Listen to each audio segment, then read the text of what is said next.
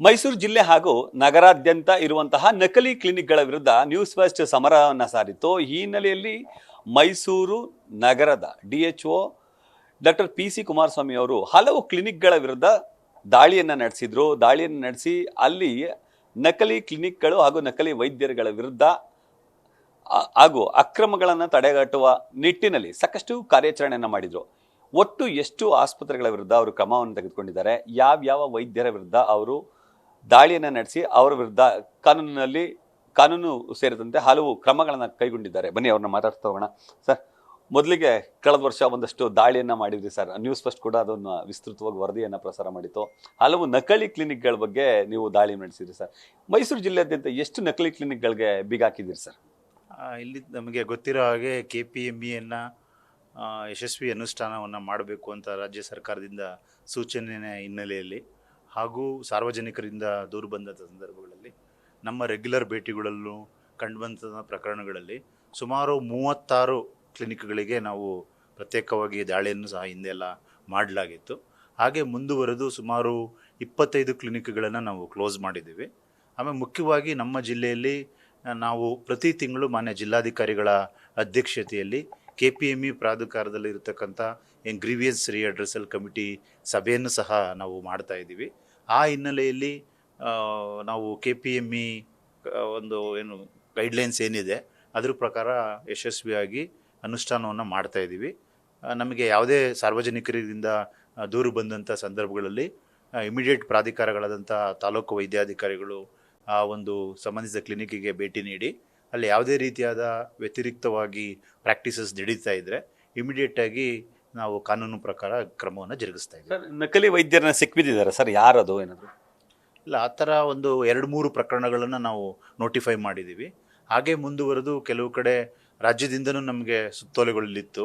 Especially dermatology skin ಸ್ಪೆಷಲಿಸ್ಟ್ಗೆ ಸಂಬಂಧಪಟ್ಟ ಹಾಗೆ ಕೆಲವು ಗ್ರಾಫ್ಟಿಂಗು ಮತ್ತು ಆ ಥರದ್ದು ಆ್ಯಕ್ಟಿವಿಟೀಸನ್ನು ಮಾಡ್ತಾ ಇದ್ದಾರೆ ಅಂತಕ್ಕಂಥದ್ದು ಅವರಿಗೆ ಪ್ರತ್ಯೇಕವಾಗಿ ಮಾಡಿ ಸುಮಾರು 16 ಕ್ಲಿನಿಕ್ಗಳು ಆ ಥರದ್ದು ಎಬವ್ ಗೈಡ್ಲೈನ್ಸ್ ಮಾಡ್ತಾ ಇರತಕ್ಕಂಥವ್ರಿಗೆ ನಾವು ಸಪ್ರೇಟ್ ನೋಟಿಸು ಜಾರಿ ಮಾಡಿದ್ದೀವಿ. ಮತ್ತು ಅವರಿಗೆ ಕ್ಲಿನಿಕ್ಕನ್ನು ಕ್ಲೋಸ್ ಮಾಡಲಿಕ್ಕೂ ನಾವು TH ಅವರಿಗೆ ಡೈರೆಕ್ಷನ್ಸ್ನ ಕೊಟ್ಟಿದ್ದೀವಿ. ಇದರಲ್ಲಿ ಅಕ್ರಮ ಭ್ರೂಣ ಹತ್ಯೆ ನಡೆಸಿದಂತಹ ಕ್ಲಿನಿಕ್ಗಳಿದೆಯಾ ಸರ್? ಇಲ್ಲ, ಆ ಥರದ್ದು ಅದಕ್ಕೂ PCPNDT ಆ್ಯಕ್ಟ್ಗೂ ಈ KPMEದಕ್ಕೂ ಯಾವುದೇ ರೀತಿಯಾದ ಒಂದು ತಳೆ ಇಲ್ಲ.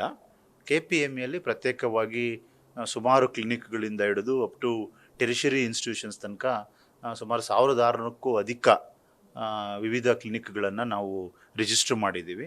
ಅಲ್ಲಿ ಅಲೋಪತಿಕ್ ಪ್ರಾಕ್ಟೀಸಸ್ ಇರ್ಬೋದು, ಹೋಮಿಯೋಪತಿಕ್ ಪ್ರಾಕ್ಟೀಸಸ್ ಇರ್ಬೋದು, ಸೂಪರ್ ಸ್ಪೆಷಲೈಸೇಷನ್ಸ್ ಇರ್ಬೋದು, ಟೆರಿಷರಿ ಹಾಸ್ಪಿಟಲ್ಸ್ ಇರ್ಬೋದು. KPME ಆ್ಯಕ್ಟನ್ನು ಕರ್ನಾಟಕ ರಾಜ್ಯ ಸರ್ಕಾರ ಯಥಾವತ್ತಾಗಿ ಇಂಪ್ಲಿಮೆಂಟ್ ಮಾಡಬೇಕು ಅಂತ ಹೇಳ್ಬಿಟ್ಟು ಮಾನ್ಯ ಸಚಿವರು ಸಹ ಪ್ರತ್ಯೇಕ ಸಭೆಗಳನ್ನು ಮಾಡಿ ನಮಗೆ ಮಾರ್ಗಸೂಚಿಯನ್ನು ಸಹ ನೀಡಿರ್ತಾರೆ. ಆ ನಿಟ್ಟಿನಲ್ಲಿ ನಾವು KPME ಆ್ಯಕ್ಟನ್ನು ಅನುಷ್ಠಾನ ಮಾಡಿದಂಥ ಸಂದರ್ಭದಲ್ಲಿ ಕ್ರಾಸ್ ಪ್ರಾಕ್ಟೀಸನ್ನು ನಾವು ಅವಾಯ್ಡ್ ಮಾಡಲಿಕ್ಕೆ ಸಾಕಷ್ಟು ನಾವು ಪ್ರಯತ್ನಗಳನ್ನ ಮಾಡ್ತಾ ಇದ್ದೀವಿ. ಪ್ರಮುಖವಾಗಿ ಈಗ ಬೀಗ ಹಾಕ್ಸಿದ್ದೀವಿ ಅಂತ ಹೇಳಿದ್ರಲ್ಲ ಸರ್, 16, ಅದರಲ್ಲಿ ಯಾವುದಾದ್ರು ಪ್ರಮುಖವಾಗಿರುವಂಥ ಕ್ಲಿನಿಕ್? ನಾವು ಭೇಟಿ ನೀಡಿದಂಥ ಸಂದರ್ಭದಲ್ಲಿ ಬೇಸಿಕಲಿ ಅವರು ಆಯುಷ್ ಬ್ಯಾಕ್ಗ್ರೌಂಡ್ ಇರತಕ್ಕಂಥವ್ರು ಇರ್ತಾರೆ. ಅಂಥ ಸಂದರ್ಭದಲ್ಲಿ ಅವರು ಇಂಗ್ಲೀಷ್ ಮೆಡಿಸಿನ್ಸ್ನ ಪ್ರಾಕ್ಟೀಸ್ ಮಾಡ್ತಾ ಇದ್ದರೆ ಅಂಥದನ್ನು ನಾವು ಅಲ್ಲೇ ಅವರಿಗೆ ತಿಳಿ ಹೇಳತಕ್ಕಂಥದ್ದು.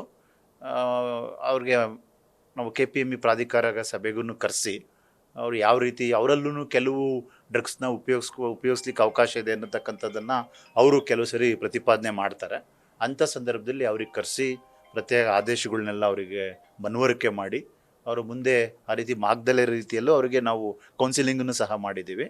ಹಾಗೆ ಕೆಲವು ಮಿನಿಮಮ್ ಪೆನಾಲ್ಟಿಯಿಂದ ಹಿಡಿದು ಮೇಜರ್ ಪೆನಾಲ್ಟೀಸ್ ತನಕ ಈಗ ರೋಗಿಗಳ ಜೀವದ ಜೊತೆ ಚೆಲ್ಲಾಟ ಆಡ್ತಿದ್ದಾರೆ ಸರ್, ಸಿಕ್ಕಾಬಟ್ಟೆ ಅಂದ್ರೆ ನಕಲಿ ವೈದ್ಯರುಗಳು. ಅಂಥವ್ರಿಗೆ ಕಾನೂನಲ್ಲಿ ಅಂದ್ರೆ ಈಗ ಜೈಲಿಗೆ ಕಳಿಸುವಂಥ ಕೆಲಸಕ್ಕೆ ಏನೋ ಮುಂದಾಗಿದ್ರೆ ಹೇಗೆ ಸರ್? ಅಲ್ಲ, ಅಂಥದ್ದು ಸಾಕಷ್ಟು ನಾವು ಪ್ರಮಾಣ ಕಮ್ಮಿ ಆಗಿದೆ. ಒಂದು, ನನಗೆ ರೆಗ್ಯುಲರ್ ಆಗಿ ಏನು ಕಂಪ್ಲೇಂಟ್ಸ್ ಬರ್ತಾ ಇತ್ತು ಗಣನೀಯ ಪ್ರಮಾಣದಲ್ಲಿ ಇಳಿಕೆ ಆಗಿದೆ. ಮತ್ತು ರ್ಯಾಂಡಮ್ ಆಗಿ ನಮ್ಮ ತಾಲೂಕು ಹೆಲ್ತ್ ಆಫೀಸರ್ಸು ಮತ್ತು ಡಿಸ್ಟ್ರಿಕ್ಟ್ ಗ್ರೀವಿಯನ್ಸ್ ಸೆಲ್ ಏನಿದೆ ಭೇಟಿ ನೀಡಿದಂಥ ಸಂದರ್ಭದಲ್ಲಿ ಸಾಕಷ್ಟು ಸುಧಾರಣೆಗಳು ಸಹ ಆಗಿದೆ.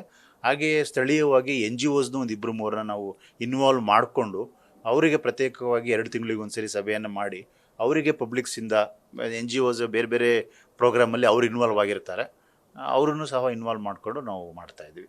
ಮತ್ತು ಮಾಧ್ಯಮಗಳಲ್ಲೂ ಸಹ ಈ ರೀತಿಯಾದ ಪ್ರಕರಣಗಳು ಬಂದಿದೆ ಅಂತ ನಮ್ಮ ಗಮನಕ್ಕೆ ತಂದಂಥ ಸಂದರ್ಭದಲ್ಲಿ ನಾವು KPMA ಆ್ಯಕ್ಟನ್ನು ಅನುಷ್ಠಾನ ಯಶಸ್ವಿಯಾಗಿ ಮಾಡ್ತಾ ಇದ್ದೀವಿ. ಇದಿಷ್ಟು DHO ಡಾಕ್ಟರ್ PC ಕುಮಾರಸ್ವಾಮಿ ಅವರ ಮಾತು. ಸದ್ಯಕ್ಕೆ ಈಗ ಮೈಸೂರು ಜಿಲ್ಲೆಯಲ್ಲಿ ಇರುವಂತಹ ನಕಲಿ ವೈದ್ಯರಗಳ ವಿರುದ್ಧ ಕಾನೂನು ಸಮರಕ್ಕೆ ಮುಂದಾಗಿದ್ದೀವಿ ಅನ್ನೋ ಮಾತನ್ನು ಹೇಳ್ತಾರೆ. ಕ್ಯಾಮ್ರಾಮನ್ ವಿನಯ್ ಜೊತೆ ರವಿ ಪಾಂಡವಪುರ, ನ್ಯೂಸ್ ಫಸ್ಟ್, ಮೈಸೂರು.